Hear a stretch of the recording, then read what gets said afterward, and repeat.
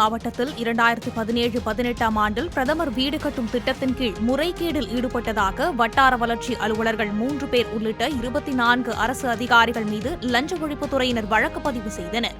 ஜவ்வாதுமலை, வந்தவாசி, தொல்லார், ஆரணி ஆகிய உள்ளாட்சி ஒன்றியங்களில் பணியாளர்கள் தேர்வில் முறைகேடு நடைபெற்றதாக அப்போதைய ஆரணி தொகுதி எம்பியான விஷ்ணு பிரசாத் லோக் ஆயுக்தாவில் அளித்திருந்த புகாரை அடுத்து இந்த நடவடிக்கை எடுக்கப்பட்டுள்ளது.